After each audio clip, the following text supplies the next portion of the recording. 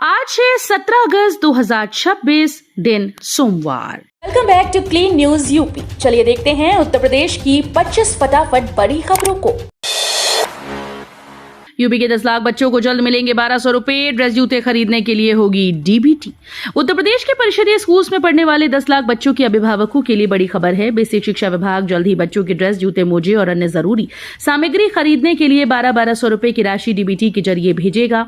ये रकम सीधे अभिभावकों के बैंक खातों में ट्रांसफर की जाएगी। विभाग के मुताबिक प्रदेश के परिषदीय विद्यालयों में 1.25 करोड़ से ज्यादा बच्चे पढ़ रहे हैं। पहले चरण में 1.10 करोड़ बच्चों के अभिभावकों को राशि भेजी जा चुकी है। नए दाखिले वाले बच्चों को अब इसका लाभ मिलेगा। यूपी में बिजली कनेक्शन लेना हुआ आसान, अब जेई नहीं लगा सकेंगे, मनमानी आपत्ति। उत्तर प्रदेश में नया बिजली कनेक्शन लेने वाले उपभोक्ताओं के लिए राहत की खबर है। अब अवर अभियंता यानी जेई आवेदन पर मनमाने तरीके से आपत्ति नहीं लगा सकेंगे। विद्युत निगम ने झटपट पोर्टल में नया सिस्टम लागू किया। इसमें आपत्ति दर्ज करने के लिए अलग अलग कारणों के विकल्प दिए गए। जेई को आवेदन में कमी के अनुसार तय विकल्प चुनकर आपत्ति दर्ज करनी होगी। इससे आवेदक को साफ पता चल सकेगा कि उसका आवेदन किस वजह से रोका गया है। 13 जिलों के युवाओं की अग्निवीर भर्ती रैली आज 9 सितंबर तक चलेगा चयन अभियान। भारतीय सेना में अग्निवीर बनने का सपना देख रहे पश्चिमी उत्तर प्रदेश के युवाओं के लिए बड़ी खबर है। सहारनपुर के doctor Bhimrao Ambedkar sports stadium में आज 17 अगस्त से अग्निवीर भर्ती रैली शुरू हो रही है। ये भर्ती रैली 9 सितंबर 2026 तक चलेगी। सेना भर्ती कार्यालय मेरठ के अंतर्गत आने वाले 13 जिलों के वे अभ्यर्थी इसमें शामिल होंगे जिन्होंने ऑनलाइन कॉमन एंट्रेंस एग्जाम सफलतापूर्वक पास किया। सहारनपुर, मेरठ, मुजफ्फरनगर, बिजनौर समेत 13 जिलों के अभ्यर्थियों के लिए ये सेना में भर्ती का बड़ा अवसर है। रक्षाबंधन पर यूपी की बहनों को बड़ा तोहफा, रोडवेज बसेस में 3 दिन मुफ्त सफर। रक्षाबंधन पर उत्तर प्रदेश की महिलाओं के लिए बड़ी खुशखबरी है। यूपी राज्य सड़क परिवहन निगम इस बार भी बहनों को रोडवेज बसेस में 3 दिन मुफ्त यात्रा की सुविधा देने की तैयारी कर रहा है। यात्रियों की बढ़ती संख्या को देखते हुए बसेस के फेरे भी बढ़ाए जाएंगे ताकि महिलाओं को सफर में परेशानी न हो। रक्षाबंधन पर निःशुल्क यात्रा के चलते बस अड्डों पर सामान्य दिनों के मुकाबले ज्यादा भीड़ रहती है। इसी को देखते हुए परिवहन निगम ने ड्राइवर और कंडक्टर्स की छुट्टियां रद्द करने का फैसला लिया है। यूपी में बारिश का कहर, सीएम योगी ने 24 घंटे में मुआवजा देने के दिए आदेश। उत्तर प्रदेश में लगातार हो रही भारी बारिश और आकाशीय बिजली से हुए नुकसान पर मुख्यमंत्री योगी आदित्यनाथ ने सख्त रुख अपनाया। सीएम ने वरिष्ठ अधिकारियों को प्रभावित इलाकों में पहुंचकर स्थिति का जायजा लेने के निर्देश दिए। जनहानि, पशुहानि और आर्थिक नुकसान का तत्काल आकलन कराया जाएगा। मुख्यमंत्री ने अधिकारियों से प्रभावित परिवारों को 24 घंटे के भीतर अनुमन्य मुआवजा उपलब्ध कराने को कहा है। यूपी में दूध मिलावटखोरों पर कसेगा शिकंजा, सरकार ने दिए सख्त कार्रवाई के संकेत। उत्तर प्रदेश में दूध और डेयरी उत्पादों में मिलावटखोरी के खिलाफ सरकार ने सख्त रुख अपनाया। आम लोगों को शुद्ध और सुरक्षित दूध उपलब्ध कराने के लिए मिलावट करने वालों पर कड़ी नजर रखी जा रही है। सरकार के मुताबिक ज्यादा मुनाफे के लिए कुछ लोग दूध और डेयरी उत्पादों में ऐसे केमिकल और पदार्थ मिलाते हैं जो सेहत के लिए नुकसानदायक हो सकते हैं। ऐसे लोगों के खिलाफ अब सख्त कार्रवाई की जाएगी। सरधना में नशे के खिलाफ जैन अल्फा का प्रदर्शन, महिलाओं ने भी उठाई आवाज। उत्तर प्रदेश में मेरठ में नशे के खिलाफ रविवार को बच्चों और महिलाओं ने मिलकर प्रदर्शन किया। सरधना थाने के बाहर जैन अल्फा के साथ महिलाओं ने नारेबाजी करते हुए इलाके में नशीले पदार्थों की अवैध खरीद फरोख्त पर रोक लगाने की मांग की। प्रदर्शनकारियों का कहना था कि नशे का कारोबार युवाओं और बच्चों के भविष्य को प्रभावित कर रहा है। उन्होंने पुलिस से ऐसे लोगों के खिलाफ सख्त से सख्त कार्रवाई की मांग की। प्रदर्शन के बाद पुलिस ने लोगों को कार्रवाई का आश्वासन दिया। नया नोएडा के विकास को मिलेगी रफ्तार, भूमि अधिग्रहण प्रक्रिया तेज करने पर जोर। नया नोएडा के विकास को अब रफ्तार देने की तैयारी है। अधिकारियों ने भूमि अधिग्रहण की प्रक्रिया तेज करने और विकास कार्यों को आगे बढ़ाने पर जोर दिया। सीईओ ने कहा कि आजादी के बाद देश विकसित भारत के लक्ष्य की ओर तेजी से बढ़ रहा है और जो कमियां हैं उन्हें दूर किया जाएगा। उन्होंने कहा कि विकसित भारत का उद्देश्य हर क्षेत्र और हर वर्ग का समान विकास करना है। इसके लिए आपसी सम्मान और बेहतर व्यवहार जरूरी है। नाना पाटेकर ने योगी सरकार को सराहा, यूपी की कानून व्यवस्था पर कही बड़ी बात। लखनऊ में उत्तर प्रदेश पुलिस के थीम गीत खाकी का सितारा के विमोचन कार्यक्रम में अभिनेता नाना पाटेकर ने योगी सरकार की कानून व्यवस्था की जमकर सराहना की। उन्होंने कहा कि करीब 25 करोड़ की आबादी और विविधताओं वाले प्रदेश में प्रभावी सुरक्षा व्यवस्था बनाए रखना आसान नहीं है। नाना पाटेकर के मुताबिक केवल पुलिस बल बढ़ाने से सुरक्षा सुनिश्चित नहीं होती, बल्कि इसके लिए मजबूत नेतृत्व, स्पष्ट नीति और दृढ़ इच्छा शक्ति जरूरी है। उन्होंने मुख्यमंत्री योगी आदित्यनाथ के नेतृत्व के प्रशंसा करते हुए कहा कि कानून व्यवस्था को प्राथमिकता देने के सकारात्मक परिणाम अब स्पष्ट दिखाई दे रहे हैं। इलाहाबाद हाईकोर्ट के आदेश पर बड़ा एक्शन, फर्जी डिग्री वाले वकीलों पर दर्ज होंगे मुकदमे। इलाहाबाद हाईकोर्ट के सख्त रुख के बाद उत्तर प्रदेश में फर्जी डिग्री वाले अधिवक्ताओं पर बड़ी कार्रवाई शुरू हो गई। Bar council of Uttar Pradesh में पंजीकृत वकीलों के शैक्षणिक दस्तावेजों के सत्यापन के दौरान फर्जीवाड़े के मामले सामने आए। जांच में जिन अधिवक्ताओं की डिग्रीज फर्जी या संदिग्ध पाई गई, उनके खिलाफ अब आपराधिक मुकदमे दर्ज कराने की कार्रवाई की जा रही है। हाईकोर्ट के निर्देश के बाद दस्तावेजों की जांच तेज कर दी गई। यूपी में लंपी बीमारी को लेकर अलर्ट, पशुपालक रखें पशुओं पर खास नजर।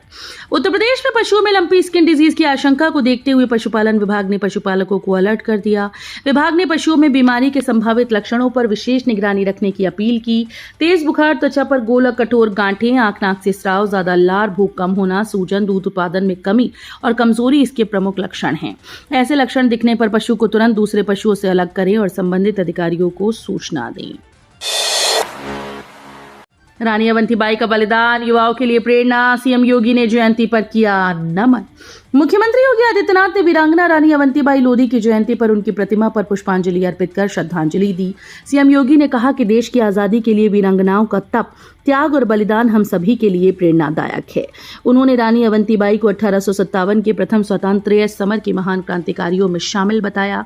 सीएम ने कहा कि महज 27 वर्ष की उम्र में रानी अवंतीबाई ने अंग्रेजों के खिलाफ संघर्ष करते हुए अपने प्राणों का बलिदान दिया।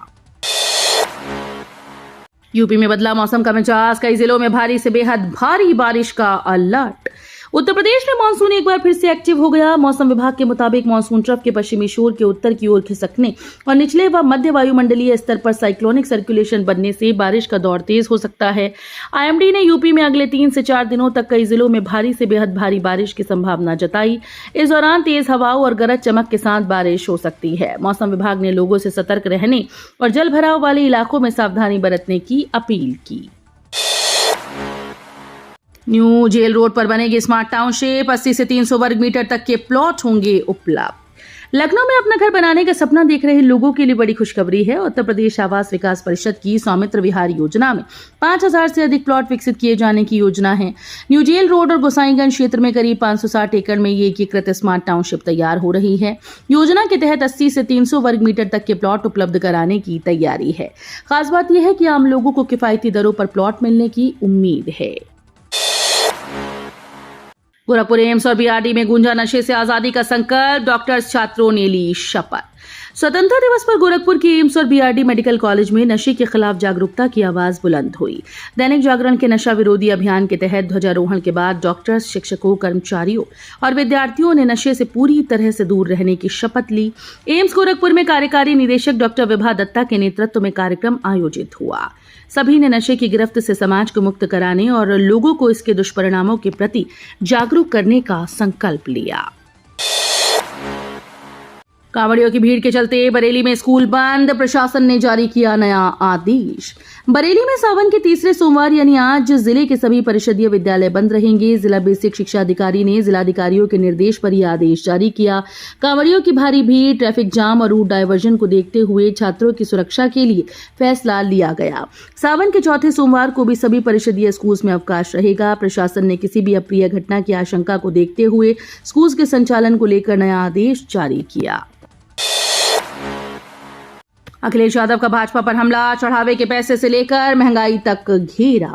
सपा अध्यक्ष अखिलेश यादव ने भाजपा पर तीखा हमला बोला। उन्होंने सोशल मीडिया पोस्ट में मंदिर के धन और धर्मदान पात्र के पैसे को लेकर गीतनुमा अंदाज में सवाल उठाए और कहा कि ऐसा पैसा नहीं चाहिए। वहीं अखिलेश ने कहा कि देश को परिसीमन से ज्यादा सीमाओं की सुरक्षा की जरूरत है।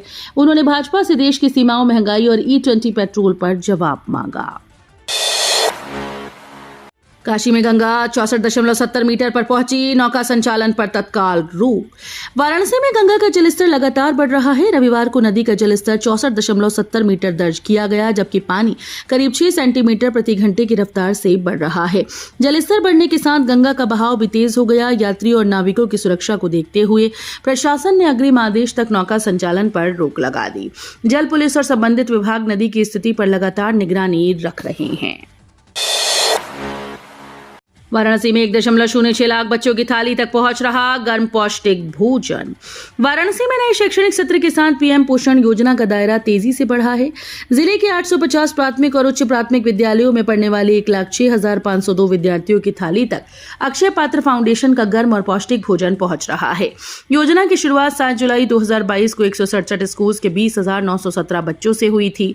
करीब 4 साल में इसका विस्तार 1 लाख से ज्यादा विद्यार्थियों तक हो गया। अधिकारियों के मुताबिक बेसिक शिक्षा के 1 लाख छात्रों तक भोजन पहुंचाने का लक्ष्य पूरा हो चुका है।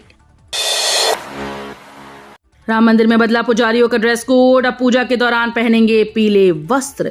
अयोध्या के राम मंदिर में सेवा करने वाले पुजारियों के लिए नया ड्रेस कोड लागू किया गया। अब प्रार्थना और धार्मिक अनुष्ठानों के दौरान सभी पुजारियों को पारंपरिक पीले रंग के वस्त्र पहनने होंगे। ये नई व्यवस्था वैष्णव और रामानंदाचार्य परंपरा को ध्यान में रखते हुए लागू की गई। इसका उद्देश्य मंदिर की पूजा व्यवस्था में अनुशासन और एकरूपता लाना है। अब धार्मिक अनुष्ठानों के दौरान मंदिर में सेवा करने वाले सभी पुजारी एक जैसे पारंपरिक पीले परिधान में नजर आएंगे। 17 अगस्त को सड़कों पर उतरेगा कर्मचारी वर्ग, राष्ट्रव्यापी आंदोलन का ऐलान। कर्मचारियों की विभिन्न मांगों को लेकर भारतीय मजदूर संघ ने 17 अगस्त को राष्ट्रव्यापी आंदोलन का ऐलान किया। कानपुर में हुई बैठक में तय किया गया कि भारतीय मजदूर संघ और गवर्नमेंट एम्प्लॉयज नेशनल कन्फेडरेशन से जुड़े कर्मचारी संगठन अपने अपने संस्थानों के मुख्य द्वार पर प्रदर्शन करेंगे। इसके बाद प्रधानमंत्री के नाम संबोधित ज्ञापन जिलाधिकारी को सौंपा जाएगा। आंदोलन में पुरानी पेंशन योजना बहाल करने, न्यूनतम पेंशन बढ़ाने, ग्रेच्युटी की गणना में संशोधन और समान काम के लिए समान वेतन समेत कई मांगे उठाई जाएंगी। जापान से यूपी आएगा 250 उद्यमियों का बड़ा दल, निवेश पर होगी बड़ी चर्चा। उत्तर प्रदेश में जापानी निवेश को बढ़ावा देने की दिशा में बड़ा कदम उठाया जा रहा है। जापान के यामानाशी प्रांत से करीब 250 उद्यमियों का प्रतिनिधिमंडल 20 और 21 अगस्त को यूपी के दौरे पर आएगा। इससे पहले 19 अगस्त को प्रधानमंत्री से प्रतिनिधिमंडल की मुलाकात प्रस्तावित है। 20 अगस्त को आगरा दर्शन के बाद उद्यमी लखनऊ पहुंचेंगे, जहां मुख्यमंत्री योगी आदित्यनाथ के साथ बड़ा कार्यक्रम होगा। इसमें यूपी की निवेश नीतियों, औद्योगिक माहौल, जमीन की उपलब्धता, एक्सप्रेसवे नेटवर्क और लॉजिस्टिक सुविधाओं के साथ विभिन्न क्षेत्रों में निवेश की संभावनाओं का प्रस्तुतिकरण किया जाएगा।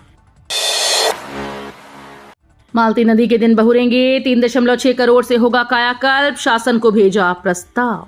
मालती नदी के कायाकल्प की उम्मीद अब बढ़ गई है। एक जनपद एक नदी योजना के तहत नदी के पुनरुद्धार के लिए 3.6 करोड़ रुपए का प्रस्ताव तैयार कर शासन को भेजा गया। नमामि गंगे योजना के तहत होने वाले इस काम के लिए सिंचाई विभाग को नोडल विभाग बनाया गया। अधिकारियों ने नदी का मौके पर निरीक्षण कर कार्य योजना तैयार की। शासन से मंजूरी मिलते ही काम शुरू कराया जाएगा।